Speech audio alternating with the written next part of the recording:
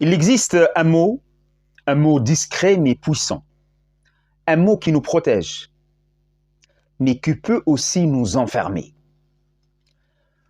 Ce mot, c'est le masque. Pas le masque de carnaval, ni celui qu'on porte en période d'épidémie. Je parle du masque invisible, celui que nous mettons chaque matin, sans même y penser.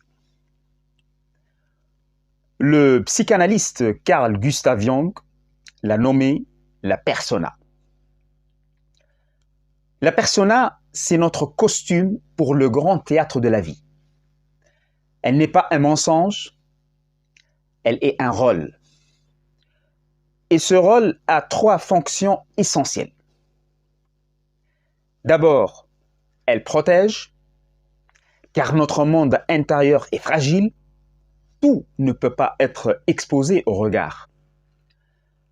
La persona trace une frontière, un écran de pudeur.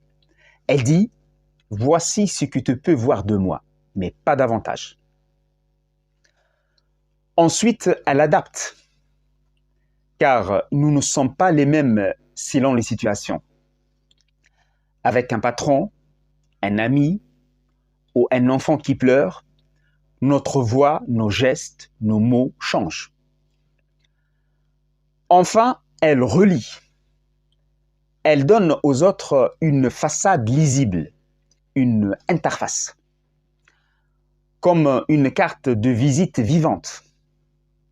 Voilà comment tu peux interagir avec moi. Protection, adaptation, connexion, jusque-là, tout semble parfait. Mais un masque, à force d'habitude, finit par coller à la peau. Et c'est là que commence le danger. Car la persona, si on l'oublie, se transforme en prison. 3 pièges nous guettent.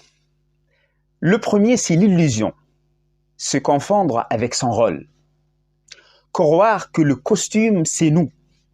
S'identifier à son titre, à son statut, à l'image que les autres reflètent.